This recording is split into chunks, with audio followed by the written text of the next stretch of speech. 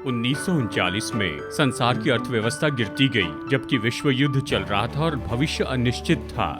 Nazi Germany का विरोध करते समय ब्रिटिश गवर्नमेंट ने मिनिस्ट्री ऑफ इंफॉर्मेशन को आज्ञा दी कि ऐसी सीरीज बनाएं और पोस्टर लगाएं ताकि आने वाले समय के परीक्षा के समय में लोग ढाढ़स बांधे रहें। ये बहुत ही अलग और पहचाने जाने वाले टाइपफेस की डिजाइन बनाकर इस पोस्टर में किंग जॉर्ज VI ने अपने लोगों को संदेश दिया, और उनमें से एक संदेश तो बिल्कुल सीधा और परिणाम लाने वाला था कि शांत रहें और आगे बढ़ें। समय बीतता चला गया, लेकिन ये शब्द अभी भी महत्वपूर्ण हैं। आज हम पाते हैं कि हम बड़ी मुश्किल अर्थव्यवस्था में पड़े हुए हैं और बहुत से देशों में युद्ध चल रहा है और संसार में गड़बड़ियां बढ़ रही हैं। पूरे इतिहास में कुछ लोगों को नियुक्त किया गया था कि वो ईश्वरीय मार्गदर्शन दे और विपत्ति के समय में आशा प्रदान करें। अब ये तो पूरे संसार में प्रिंट की जाती है, इसे पहचाना जाता है, और इन वचनों में हमारे अनंत काल के राजा का संदेश है उसके लोगों के लिए, बिल्कुल स्पष्ट और सामर्थी, जो हमें शाश्वती देता है कि शांत रहे और आगे बढ़े, कि गड़बड़ी के संसार में भरोसे के साथ में जिए। यहाँ है आपके मेजबान डॉक्टर डेविड जर्माया। जब संसार नियंत्रण से बाहर जाते दिखता है और जीवन गड़बड़ी में और अनिश्चित दिखाई देता है, तो स्वाभाविक विचार होता है कि पीछे हट जाएं, दूसरों से दूर हो जाए ताकि हम खुद की रक्षा कर सकें। और हमेशा के जैसे ही हमारा स्वाभाविक विचार तो बाइबल की शिक्षा के विरुद्ध में होता है। भक्तिपूर्ण लोग मुश्किल समय का मौके के रूप में उपयोग करते हैं कि दूसरे लोगों तक पहुंचे और जीवन और ज्योति का स्रोत हो जाएं, मुश्किल और अनिश्चितता के समय में। आज के संदेश का यही विषय है। 8 भागों की श्रृंखला में दूसरा भाग, गड़बड़ी के संसार में भरोसे के साथ जिए। आज का संदेश है, करुणामय बने रहें। चुनौती तो यह है कि करुणामय और प्रेमी बने रहें मुश्किल के समय में। तो बने रहिए आज के इस विशेष एडिशन दिशा परिवर्तन में।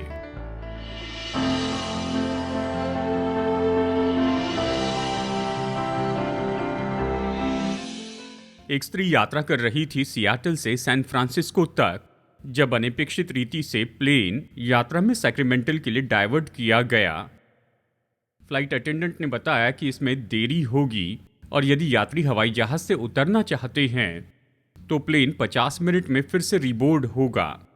सब हवाई जहाज से उतर गए, बस एक अंधी स्त्री वहां पर थी।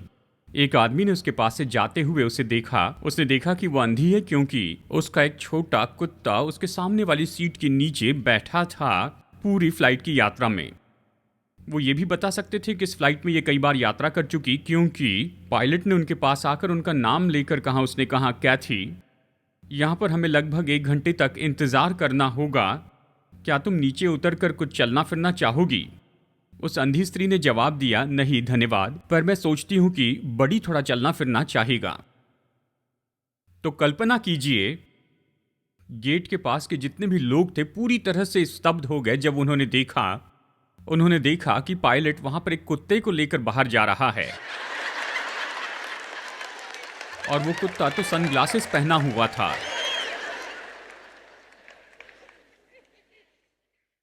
और लोग हर जगह भागने लग गए। उन्होंने केवल अपनी फ्लाइट ही नहीं, लेकिन अपनी एयरलाइन ही बदलनी चाहिए। उस एयरलाइन से यात्रा करना नहीं चाहते थे। जब आप किसी के लिए करुणा का कुछ काम करते हैं तो यह आपको परेशानी में डाल सकता है। मैं आपको पहली चेतावनी दे दूं, कई बार दिलचस्प बातें होती हैं जब आप दूसरों के लिए करुणा का काम करते हैं। बेथमोर ने एक किताब लिखी। उनकी किताब का नाम है वॉइसेस ऑफ द फेथफुल। आप जानते हैं, बेथमोर तो बहुत ही अच्छी बाइबल टीचर हैं, पूरे देश में बहुत ही विख्यात है, और स्टेडियम भर जाते हैं जहां भी वो जाकर परमेश्वर का वचन सिखाती हैं। अपनी किताब वॉइसेस ऑफ द फेथफुल में उन्होंने संसार के बहुत से मिशनरियों की गवाही बताई है, जो कि मुश्किल के समय में भी परमेश्वर के लिए विश्वास योग्य रहें, और उन्होंने एक छोटी गवाही लिखी जो आगे जाकर डिवोशनल बन गई। तो ये किताब वॉइसेस ऑफ द फेथफुल, इसमें 365 पन्नों का डिवोशनल है जिसे मिशनरियों ने लिखा, और वो तो हर एक परंपरा से इसे पढ़ना बहुत ही अच्छी बात है। अगर आप इसे बुक स्टोर में देखें तो निश्चय आप इसे खरीदना चाहेंगे। बेथमोर ने साल के हर एक महीने के इंट्रोडक्शन को वहां पर लिखा है, जो शीर्षक के अनुसार था। नवंबर महीने में करुणा का विषय था, और इस महीने के परिचय में बेथमोर ने इन शब्दों में लिखा। उसने कहा, मसीह ने बहुत ही परेशान करने वाली भविष्यवाणी की मत्ती अध्याय 24 वचन 12 में। उसने चेतावनी दी कि युग के अंत में कि बहुतों का प्रेम ठंडा हो जाएगा। उन्होंने लिखा, मैं सहमत हूं क्योंकि इसका एक कारण है। इन दिनों में बहुत से लोगों का प्रेम ठंडा पड़ रहा है। इसका कारण ये है कि हमारी भावनाओं को सुन्न कर दिया गया है मनोरंजन, मीडिया और न्यूज़ कवरेज के द्वारा। उन्होंने कहा, हमारा मानवीय स्वभाव खुद की रक्षा करता है। हमारे जीवन में जितना ज़्यादा हम दुख और दर्द को देखते हैं तो उसे देखकर हम बहुत कम प्रभावित होते हैं, केवल अपनी स्वाभाविक सुरक्षा चाहते हैं। और उसने कहा, आखिरकार ऐसा हो जाता है कि हमारा हृदय कठोर होता है। जैसे अब मैं लोगों से मुलाकात करता हूं और बात करता हूं, इस समय का हम अनुभव करते हैं। मैं ऐसा महसूस करता हूं कि हमारे लोगों में व्याकुलता की आत्मा बढ़ती जा रही है। मैं सुनता हूं कि लोग अक्सर बात करते हैं कि हर दरवाजे बंद कर दो, और गड्ढों पर बने हुए ब्रिज को गिरा देते हैं और बड़ी मुश्किल समय से पीछे हटना चाहते हैं। निश्चित कर ले आपके और आपके लोगों के लिए काफी हो, और बाकी सब लोग अपने लिए खर्चा करते बैठे। ये परिचित सुनाई देता है ना? लेकिन निश्चय परमेश्वर नहीं चाहते हैं कि इन दिनों में हम इस तरह से प्रत्युत्तर दें। हमारा पाठ आता है थिस्सलुनीकियों के विश्वासियों के लिए पौलुस की पहली पत्री से, और अध्याय 3 के वचन 11 से 13 में हम इस तरह से पढ़ते हैं, अब हमारा परमेश्वर और पिता आप ही और हमारा प्रभु यीशु तुम्हारे यहाँ आने में हमारी अगुवाई करे, और प्रभु ऐसा करे कि जैसा हम तुमसे प्रेम रखते हैं वैसे ही तुम्हारा प्रेम भी आपस में सब मनुष्यों के साथ बढ़े और उन्नति करता जाए, ताकि वो तुम्हारे मनों को ऐसा स्थिर करे कि जब हमारा प्रभु यीशु अपने सब पवित्र लोगों के साथ आए तो वे हमारे परमेश्वर और पिता के सामने पवित्रता में निर्दोष ठहरे। अब दोस्तों याद रखिए कि हम अपनी सीरीज में देख रहे हैं वचन के ऐसे भाग से जो हमें बताते हैं कि यीशु वापस आ रहे हैं, और उसी वचन में ये हमें बताते हैं कि जब उसके आने की राह देख रहे हैं तो हमें क्या करना है। अक्सर लोग भविष्यवाणी पर इतना विश्वास करते हैं, वो केवल भविष्य पर गौर करते हैं और भूल जाते हैं कि भविष्यवाणी का वचन हमें इसलिए दिया गया है कि हम जाने कि आज हमें कैसे काम करना है।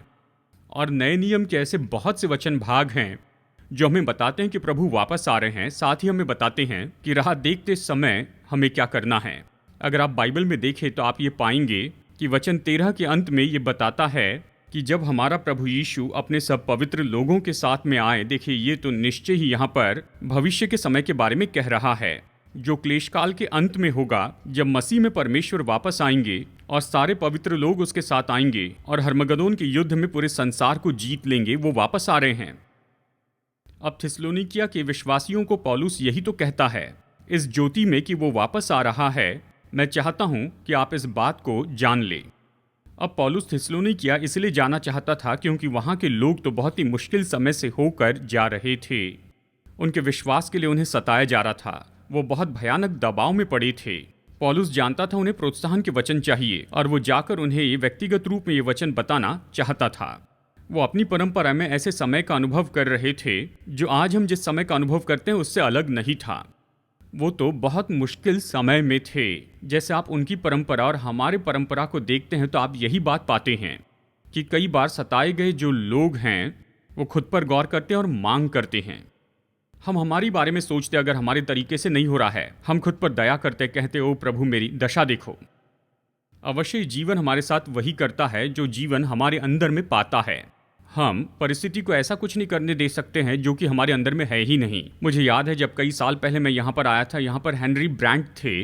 मैंने उन्हें केवल 4-5 बार ही सुना था और उसके बाद में वो कहीं और चले गए। उनका एक पाठ तो मैं कभी नहीं भूलूंगा, और वो तो ये है कि जो आप नहीं है वो आपको कोई नहीं बना सकता। आप दूसरे से ये मत कहते फिर ये कि देखो उसने मुझे क्रोधित किया। डॉक्टर ब्रांट कहते थे नहीं नहीं, आप पहले से ही क्रोधित थे, उन्होंने बस आप में से इसे निकाला। ये सच है ना, आप जो नहीं है वो आपको कोई नहीं बना सकता। यहां पर भी ऐसे ही था। ये लोग सही तरह के लोग हो सकते थे अगर उनमें सही बात होती तो। पौलुस ने जाना उनमें ये नहीं है, इसलिए उन्हें प्रोत्साहित करना चाहता था। जैसे वो इन लोगों को लिखता है, उसने उनके लिए प्रार्थना की। ये वचन भाग जो हमने पढ़ा ये तो सच में एक प्रार्थना है। उसने कहा, अब हमारा परमेश्वर और पिता आप ही और हमारा प्रभु यीशु तुम्हारे यहाँ आने में हमारी अगुवाई करें। और प्रभु देखिए इन लोगों के लिए प्रार्थना कर रहा है। आपसे सवाल पूछना चाहता हूं, अगर आप पौलुस की जगह होते और जानते कि थिस्सलुनीकिया के लोग किस दबाव में जी रहे हैं तो आप उनके लिए क्या प्रार्थना करते? मैं हैरान हूं कि हम इसे नहीं पढ़ते। देखिए उसने प्रार्थना की कि वो अपने दबाव में सुरक्षित रहे। शायद उसे प्रार्थना करनी चाहिए थी कि परमेश्वर उन्हें साहस दे ताकि बड़े दबाव में वो डटकर खड़े रह सके। या फिर मैं प्रार्थना करता, प्रभु इन्हें इन दबाव से बाहर निकालिए, इन्हें कहीं और रखिए, इन्हें बचाइए प्रभु। लेकिन पौलुस ऐसी प्रार्थना नहीं कर रहा है। पौलुस कहता है, प्रभु मैं चाहता हूं कि आप केवल इतना ही करें, इन लोगों को सिखाइए कि एक दूसरे के लिए कितना प्रेमी और करुणामय हो जाएं। उसने प्रार्थना की कि उनमें करुणा का बहुत बड़ा हृदय बने। कितने लोग इस बात को जानते हैं, कई बार परमेश्वर हमें दबाव में रखते हैं ताकि हमारे हृदय को नम्र करें और दूसरे लोगों की ज़रूरत के लिए हमें सचेत कीजिए। और अगर हम उसे ये करने दें और हम कड़वे नहीं पर बेहतर बनकर बाहर आए। पौलुस थिस्सलुनीकिया के अपने मित्रों के लिए प्रार्थना करता है कि इनमें करुणा का बड़ा दिल उत्पन्न होते जाए। अब सबसे पहले देखते हैं करुणा का सार। वो कहता है, वैसे ही तुम्हारा प्रेम भी आपस में बढ़े और उन्नति करता जाए। जैसे संसार ठंडा होता है और इतना ज़्यादा ये कठोर और कठोर होता है, तो संसार को और ज़्यादा वो चाहिए जो यीशु के अनुयायी होने के नाते हम दे सकते हैं। जबकि हम खुद अपने आप में करुणा में हृदय को महसूस न करें। सर्वशक्तिमान परमेश्वर तो करुणा में परमेश्वर हैं। भजन संहिता 116 वचन 5 कहता है, हमारा परमेश्वर दया करने वाला है। और विलाप गीत अध्याय 3 हमें बताता है कि उसकी दया अमर है और वो प्रतिदिन नई होती रहती है। हमारे परमेश्वर तो करुणा से भरे हुए हैं, उसकी दया कभी खत्म नहीं होती है और वो हर दिन नई होती जाती है। हर दिन जैसे सूर्योदय होता है, हमें जितनी भी दया चाहिए वो सब हमारे लिए उपलब्ध होती है और हर तरह से हमें दूसरों की भी मदद करते चले जाना है। हमारे परमेश्वर तो करुणा में परमेश्वर हैं। प्रार्थना पर गौर कीजिए, प्रभु ऐसा करे कि तुम्हारा प्रेम भी आपस में बढ़े और उन्नति करता जाए। कितने लोग जानते हैं, कई बार केवल परमेश्वर ही आपसे ये करवा सकते हैं। शायद आप दबाव में हैं और आप बुरी परिस्थिति से जा रहे हैं, आपसे गलत व्यवहार किया गया, आपको गलत दर्शाया गया और आपके पास करुणा का हृदय होना चाहिए। केवल परमेश्वर ये कर सकते हैं। पौलुस यही तो प्रार्थना कर रहा है इन लोगों के लिए। वो प्रार्थना करता है कि इनमें ऐसा प्रेम बढ़ता जाए जो कि इन लोग जिन परिस्थितियों में, उन परिस्थितियों के बहाव में न बहें। ये जिस प्रेम के बारे में बता रहा है, ये बिल्कुल अलग प्रेम है जिसके बारे में केवल नए नियम में पाया जाता है। यह ऐसा शब्द है जो आजकल हम अक्सर सुनते हैं, अगापे प्रेम। अगापे ये ग्रीक शब्द है और इसका मतलब है ऐसा प्रेम जो कि केवल परमेश्वर से ही पाया जाता है। अगापे प्रेम के बारे में मैं इतना ही बता सकता हूँ कि ये इस तरह का प्रेम है जो केवल प्रेम के लिए प्रेम रखता है और इसके बदले में कुछ भी अपेक्षा नहीं करता है। ये तो पूरी तरह से परिपूर्ण रीति से निस्वार्थ ऐसा प्रेम है। और ये तो ऐसा प्रेम है जो परमेश्वर हमें दिखाते हैं और बाइबल के सबसे विख्यात वचन में हम इसे पढ़ते हैं। क्योंकि परमेश्वर ने जगत से ऐसा प्रेम रखा कि उसने अपना इकलौता पुत्र दे दिया ताकि जो कोई इस पर विश्वास करे वो नष्ट न हो परंतु अनंत जीवन पाए। और इस तरह का प्रेम तो उपलब्ध नहीं है कि इसे खोज निकाले जब तक कि इसे क्रियाशील रूप में न दिखाएं। उदाहरण के लिए पहला यूहन्ना 4:9 और 11 में हम ये वचन पढ़ते हैं, जो प्रेम परमेश्वर हमसे रखता है वो इससे प्रकट हुआ कि परमेश्वर ने अपने इकलौते पुत्र को जगत में भेजा है। परमेश्वर का प्रेम कैसे प्रकट हुआ, उसने जो किया उससे। मुझे गौर से सुनिए दोस्तों, गौर से सुनिए। अगापे प्रेम और करुणा ये संज्ञा नहीं है, ये तो क्रियाएं हैं। ये किसी के बारे में नहीं बताते हैं, ये तो क्रिया के शब्द हैं। प्रेम तो वो क्रिया है जो हम दूसरों के बदले में करते हैं और करुणा तो ऐसी क्रिया है जो हम करते हैं हमारे परमेश्वर के लिए, हमारे प्रेम के कारण, और हम दूसरों तक पहुंचते हैं। जब पौलुस ने थिस्सलुनीका के लोगों को लिखा, वो प्रेम न करने वाले लोगों को नहीं लिख रहा था। वो जानते थे कि प्रेम कैसे करें। वो प्रेम करने वाले थे। हम में से बहुत से लोग जो यहाँ पर बैठे हैं पूछेंगे इस संदेश से मैं क्या करूं, मेरे पास प्रेम का हृदय है। थिस्सलुनीकिया के लोगों का भी ऐसे ही था। पहले अध्याय में वो उनके प्रेम के काम के बारे में बताता है और अध्याय 4 वचन 9 में हम पढ़ते हैं, क्योंकि भाईचारे की प्रीति के विषय में यह आवश्यक नहीं कि मैं तुम्हारे पास कुछ लिखूं, क्योंकि आपस में प्रेम रखना तुमने आप ही परमेश्वर से सीखा है और सारे मकीदुनिया के सब भाइयों के साथ ऐसा करते भी हो। परंतु हे भाइयों, हम तुम्हें समझाते हैं कि और भी बढ़ते जाओ। इस तरह ये कहता है, तुम सब में प्रेम है, तुम्हारे हृदय में प्रेम है, परमेश्वर ने उसे रखा है और तुम इसे प्रकट करते हो। परंतु इस पूरे वचन भाग में ये मुख्य बात है, तुम्हें दूसरों के प्रति प्रेम में काम करना है और उसमें बढ़ते चले जाना है। प्रेम का सार या करुणा का जो सार है, ये तो आपकी गहराई में चिंता और परवाह है ऐसे लोगों के लिए जिन्हें परमेश्वर का स्पर्श चाहिए। और आज आप जहां कहीं भी देखें दोस्तों, ऐसे बहुत से लोग हैं। इस संकट के बीच में हम अपने ध्यान को अपने ऊपर ही केंद्रित रख सकते हैं, या फिर हम बाहर जरूरतमंद संसार में देखकर कह सकते, प्रभु परमेश्वर आपने मुझे यहाँ पर ऐसे समय में ही रखा है, बताइए मैं कैसे प्रत्युत्तर दूं, ताकि मैं लोगों के लिए आपकी फैलाई हुई बाहें हो जाऊं जिन्हें आज किसी करुणा की जरूरत है। ऐसे मुश्किल समय के बीच में हम परमेश्वर के हाथ हैं, उसकी बाहें हैं कि इस संसार तक पहुंचे और उस प्रेम में उन्हें ढांक ले जिसकी इन्हें बहुत जरूरत है। यहाँ जो शब्द उपयोग किया गया ये बहुत ही दिलचस्प है। वो कहता है तुम्हारा प्रेम भी आपस में बढ़े और उन्नति करता जाए। ये जैसे उपमा की बातें, लेकिन जब इसे एक साथ रखा तो ये बहुत ही मजबूत बात हो जाती है जो ये कहता है बड़ा प्रेम बड़ी जरूरत के समय में। अब देखिए, करुणा का प्रकट करना आपस में और सब मनुष्यों के साथ। पौलुस कहता है मैं ये नहीं चाहता तुम एक दूसरे से ही प्रेम रखो, ये महत्वपूर्ण है, लेकिन चाहता हूं सबसे प्रेम रखो। एक दूसरे से प्रेम रखना उन दिनों के विश्वासी जानते थे जैसे कि इन दिनों के विश्वासी जानते हैं। यह यीशु के पीछे चलने वालों से की गई मांग है। पहला यूहन्ना 4:21 कहता है उससे हमें ये आज्ञा मिली है कि जो कोई परमेश्वर से प्रेम रखता है वो अपने भाई से भी प्रेम रखें। हम एक दूसरे से प्रेम रखना ये सब जानते हैं, ये कोई खबर नहीं है, हमें ऐसा ही करना चाहिए। केवल हमें इसे करना ही नहीं, लेकिन बाइबल कहती है ऐसे करने के द्वारा दूसरों को हम दिखाते हैं कि हम विश्वासी हैं। क्या आप जानते हैं हम जो कहते हैं उसके द्वारा लोग नहीं जानते कि हम विश्वासी हैं। इसलिए नहीं कि हम चर्च में आते हैं या अपनी बगल में हम बड़ी बाइबल लेकर आते हैं या फिर मसीहत की भाषा में हम माहिर हैं, यानी उन बड़े बड़े शब्दों में बोल सकते हैं। जानते हैं लोग जानते हैं कि हम विश्वासी हैं क्योंकि हम एक दूसरे के लिए प्रेम रखते हैं। यूहन्ना 13:35 यही तो कहता है यदि आपस में प्रेम रखोगे तो इसी से सब जानेंगे कि तुम मेरे चेले हो। जब लोग परंपरा से बाहर देखते ढूंढना चाहते हैं कि विश्वासी कौन है, बाइबल कहती है कि उनके पास अधिकार है, उन्हें अधिकार है कि एक दूसरे के लिए मसीह की देह में करुणा के आधार पर हमें परखे। क्या ये दिलचस्प नहीं? हम हर समय दिखावा करना चाहते हैं, हम चाहते हैं कि लोग हमें जाने कि हम कैसे विश्वासी हैं। खैर, बहुत बार हमारी मसीहत तो इस तरह से दिखाई देती है जब हम घुटनों पर दूसरों की सेवा करते हैं, उनके पैर धोते हैं, जब कोई उन्हें छूता नहीं उनकी समस्या में हम उनकी मदद करते हैं। अब देखिए, पौलुस यहाँ पर थिस्सलुनीकियों को लिखते लिखते खत्म कर सकता था, यहाँ पर आपस में प्रेम रखने के बारे में कहकर रुक सकता था, लेकिन वो एक शब्द जोड़ता है, इसे पढ़ते समय शायद आप परेशान हो जाएं। वो कहता है प्रभु ऐसा करे कि तुम्हारा प्रेम भी आपस में बढ़े और उन्नति करता जाए और सब मनुष्यों के साथ। और थिस्सलुनीकियों के लोगों के लिए सब का मतलब था वो लोग भी जो उनसे नफरत करते थे, जो थिस्सलुनीकिया में उनके जीवन को परेशान कर रहे थे। पौलुस कह रहा था कि तुम उनसे प्रेम रखो। हम जिन लोगों को पसंद नहीं करते उनसे प्रेम रखना चाहिए। हमें प्रभु से मदद मांगनी चाहिए कि वो हमें अपने प्रेम से भरे ताकि हम दूसरों तक पहुंच सके। और वचन ये है केवल उन्हीं के लिए नहीं जो मसीह में हमारे जैसे एक है, लेकिन सभी से, उन लोगों से जहां आप काम करते हैं, जो आपके विश्वास के कारण आप पर दोष लगाते हैं, आपका मजाक उड़ाते हैं।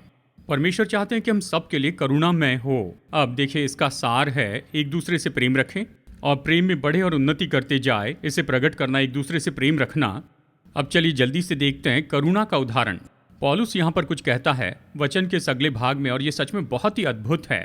प्रभु ऐसा करे कि जैसा हम तुमसे प्रेम रखते हैं वैसा ही तुम्हारा प्रेम भी आपस में और सब मनुष्य के साथ बढ़े और उन्नति करता जाए, कहता है। पौलुस कहता है तुम इसे करना चाहते हो तो मैं दिखाता हूं कैसे करें। तुम्हें दूसरों से वैसे ही प्रेम रखना है जैसे हमने तुमसे प्रेम रखा। आप ये मत सोचिए कि जैसे पौलुस थिस्सलुनीकिया में गया तो तुरंत ही सब लोगों ने उसे स्वीकार किया, पर वो वहां गया, उसने इन लोगों से प्रेम रखा। अगर आप अपनी बाइबल में सबसे पहले अध्याय में वापस जाएं, चलिए कुछ बातें बताऊं जो अपने प्रेम को प्रकट करने के लिए पौलुस ने उनके लिए की। अध्याय 1 वचन 2 में कहता है हम सदा तुम सब के विषय में परमेश्वर का धन्यवाद करते हैं। उसने थिस्सलुनीका के लोगों के लिए परमेश्वर का धन्यवाद किया। अगला वाक्य देखिए, हम अपनी प्रार्थनाओं में तुम्हें स्मरण करते हैं। जब कोई आपके लिए परमेश्वर को धन्यवाद देते और आपके लिए प्रार्थना करते वो आपसे प्रेम करते हैं। और वो कहता है अध्याय 2 वचन 2 में, वरन तुम आप ही जानते हो कि पहले फिलिपी में दुख उठाने और उपद्रव सहने पर भी हमारे परमेश्वर ने हमें ऐसा साहस दिया कि हम परमेश्वर का सुसमाचार भारी विरोधों के होते हुए भी तुम्हें सुनाएं। उसने अगला काम क्या किया? उसने उन्हें सुसमाचार प्रचार किया। क्या आप जानते हैं कुछ लोग नहीं चाहते कि उन्हें सुसमाचार प्रचार किया जाए, चाहे वो सुनना चाहिए या न चाहे, हम प्रचार करते हैं। उसने उनके लिए परमेश्वर का धन्यवाद किया, उनके लिए प्रार्थना की, उन्हें प्रचार किया। उसने उनके लिए दुख उठाया। तुम बड़े क्लेश में वचन को मानकर हमारी और प्रभु की सी चाल चलने लगे। और अध्याय 2 के वचन 7 और 8 में, परंतु जिस तरह माता अपने बालकों का पालन पोषण करती है, वैसे ही हमने भी तुम्हारे बीच में रहकर कोमलता दिखाई है। वचन 9 में वो कहता है कि हमने तुम्हारे लिए बलिदान किए। वचन कहता है, क्योंकि हे भाइयों, तुम हमारे परिश्रम और कष्ट को स्मरण रखते हो। हमने इसलिए रात दिन काम धंधा करते हुए तुम में परमेश्वर का सुसमाचार प्रचार किया कि तुम पर भार न हो। मतलब पौलुस तो पहला वोकेशनल प्रीचर था। उसने थिस्सलुनीकिया के विश्वासियों को उसकी सेवकाई के लिए पैसे देने के लिए नहीं कहा, तो उसने वहां अतिरिक्त काम किया। वो तंबू बनाता था और वो कहता है, तुम जानना चाहते हो दूसरों को कैसे करुणा दिखाए, तो जो मैंने किया है वैसे ही तुम भी करते जाओ। उनके लिए प्रार्थना करो, परमेश्वर को धन्यवाद दो, उनकी सेवा करो, उनके लिए बलिदान करने के लिए इच्छा रखो, उन पर दया दिखाओ। जैसे हमने किया है वैसे तुम करो। दोस्तों, मैं पुलपिट पर खड़े रहकर बड़े भरोसे के साथ कह सकता हूँ, मसीह जीवन कैसे जिए जानना है, मुझे देखिए। मैं ऐसे नहीं कहूँगा, मैं पौलुस नहीं हूँ, मुझ में बहुत सी गलतियाँ हैं। मैं डरता हूँ आप मेरी गलतियाँ देखकर बाकी सब चूक जाएंगे। कहीं से कोई तो आपको देख रहा है। मैं जानना चाहता हूँ कि मसीहत किसके बारे में है। बाइबल यही तो कहती है। वो तो इसे पाएंगे आपके प्रेम के द्वारा, जो एक दूसरे के लिए है और उनके लिए है। इस हफ्ते एक बहन ने मुझसे पूछा, मैं कैसे उनकी सेवा कर सकता हूं जो मुझे यीशु के बारे में बोलने के लिए 1 मिनट नहीं देते हैं। मैं चाहता हूं वो व्यक्ति स्वर्ग में जाए और वो स्वर्ग में नहीं जाएंगे, तो मैं कैसे उन्हें बताऊं। मैं यही कहूंगा कि उनके लिए आपको यीशु बनना है। इसका मतलब क्या है? उनसे प्रेम रखना है। जब आपके प्रेम को ठुकराते उनसे प्रेम रखें, जब कोसते उनसे प्रेम रखें। आपको क्या करना है? आप कुछ नहीं कहेंगे, क्योंकि वो आपके शब्द नहीं सुनते हैं, लेकिन वो आपकी क्रियाओं का इनकार नहीं कर सकते हैं। जैसे यीशु उनसे प्रेम रखते वैसे प्रेम रखें। तो करुणा का सार यह है कि परमेश्वर प्रेम में आपको बढ़ाते और उन्नति कराते जाएंगे, और इसे प्रकट करना एक दूसरे के लिए और सभी के लिए। और इसका उदाहरण जैसे पौलुस ने उनसे प्रेम रखा। अब करुणा के प्रभाव को देखते मैं इसके बारे में एक शब्द कहूंगा।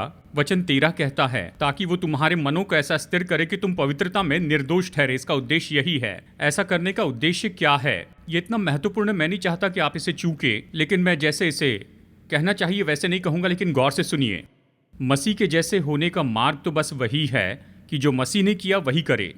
पवित्र बनने का मार्ग ये नहीं कि बस खड़े होकर वचन बोलते चले जाएं या अजीब सी आवाज में प्रार्थना करना सीखे।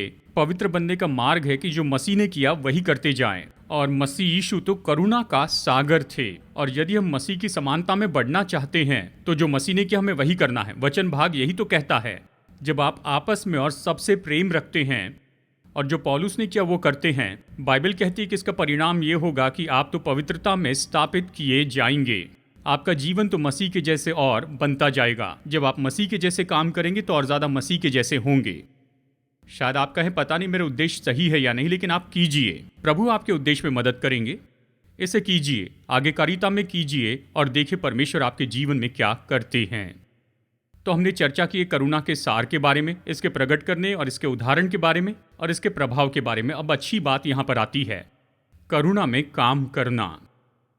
क्या आप जानते हैं, जब आप दूसरे लोगों पर करुणा करते हैं तो आप केवल आज्ञाकारिता में ही जीवन नहीं जी रहे हैं, और आप केवल गड़बड़ी के संसार में भरोसे के साथ में रहना सीख ही नहीं रहे हैं, लेकिन करुणा दिखाना ये थेरेपी जैसी है।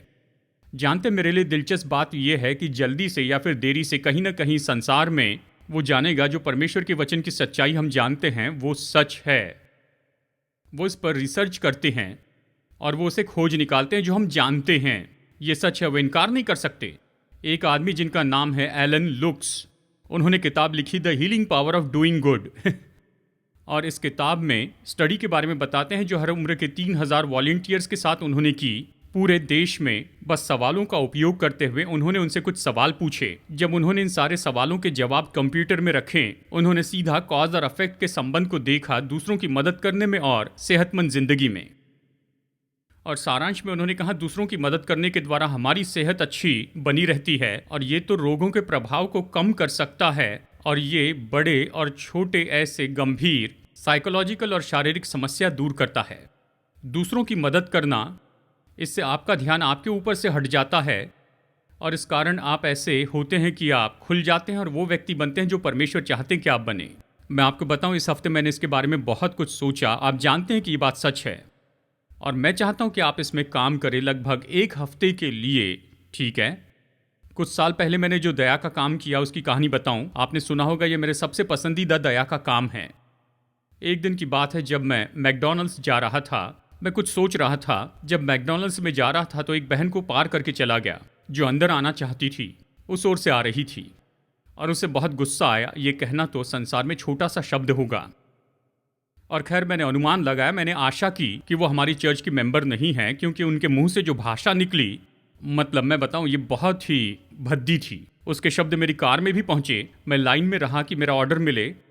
वो अपनी कार मेरे पीछे ला रही थी और मैंने आईने में देखा वो बड़बड़ा रही थी। वो इस तरह से मुझे कोस रही थी। उसकी गले की नसें भी फूल चुकी थी। मुझे बुरा लगा। मुझे पता भी नहीं था कि मैंने ऐसा किया, पर मैंने जान लिया कि मुझसे कुछ हुआ। तो जब मैं विंडो के पास में पहुंचा, मैंने उस आदमी से कहा, सुनो, जो कार मेरे पीछे आ रही है, तुम जानते हो उसका बिल कितना हुआ? उसने कहा, मेरे पास है। मैंने कहा, मैं उसे चुकाऊंगा। उसने कहा, क्या? मैं उनके भोजन का खर्चा चुकाना चाहता हूँ। जीवन में पहले कभी नहीं मिला, लेकिन उनके भोजन का खर्चा चुकाना चाहता हूँ। तो उनके भोजन का मैंने बिल चुकाया और मैं धीरे से आगे बढ़ा। मैं आगे बढ़कर थोड़ा रुक कर देखने लगा। उस बहन का चेहरा देखना बहुत ही दिलचस्प था। उसे पता नहीं था कि अब मैं क्या करूं। उसके बाद हमारी मुलाकात नहीं हुई। शायद वो यहाँ चर्च में होगी, कौन जानता है।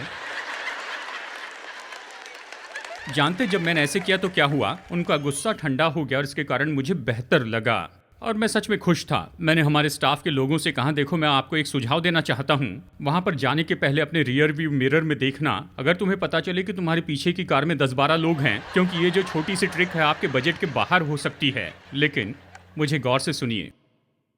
मैं चाहता हूँ इस हफ्ते यही कीजिए कि आज हमने जो कहा इसके बारे में आप सोचिए। चाहे विश्वासी के लिए हो या अनजान व्यक्ति के लिए हो या आपके पहचान वाले अविश्वासी के लिए हो, मैं चाहता हूँ किसी तरह ढूंढ निकालें कि उनके लिए कुछ दया का काम करे जिनकी वो अपेक्षा नहीं करते। आपके पास कोई कारण नहीं कि उनसे कुछ वापस पाए, बस इसे कीजिए। दया का ये काम कीजिए। और इसके लिए वचन है 1 यूहन्ना 4:18, प्रेम में भय नहीं होता, वरन सिद्ध प्रेम भय को दूर कर देता है। डर के समय से जा रहे तो मैं बताऊं इससे कैसे निपटे। किसी से प्रेम रखें, किसी के लिए अपना प्रेम दिखाएं, अपना प्रेम प्रकट करें और इससे आप ऐसा भरोसा महसूस करेंगे जिस पर विश्वास नहीं होगा। और आप दूसरों को ये बता पाएंगे कि परमेश्वर ने आपके लिए क्या किया, ऐसे समय में जब आपने सीखा कि दूसरों के लिए कैसे करुणामय हो जाए। दिशा परिवर्तन में आज का संदेश सुनने के लिए धन्यवाद। मैं आशा करता हूँ आप प्रभु के वचन के द्वारा प्रोत्साहित हुए हैं और भी खोज निकाला है कि हमारे प्रेमी परमेश्वर के साथ में संबंध रखना क्या होता है। अगर आपका उसके साथ कोई व्यक्तिगत संबंध नहीं है पर इसे शुरू करना चाहते हैं तो आज ही आप इसे कर सकते हैं। आपको परमेश्वर के उद्धार का मुफ्त वरदान पाने के लिए यही करना है कि अपने पापों से पश्चाताप करें और यीशु को अपना प्रभु और उद्धारकर्ता बना लें। अगर आज आपने विश्वास का ये कदम उठाया है तो मैं प्रोत्साहित करता हूँ कि संपर्क करें एक भरोसेमंद सेवकाई से या लोकल चर्च से और किसी को अपने निर्णय के बारे में बताइए। और मेरी प्रार्थना है आप अपने इस नए विश्वास में निरंतर बढ़ते चले जाएं, तो परमेश्वर आपको आशीष दे और अगली बार मुलाकात होगी यहीं पर दिशा परिवर्तन में।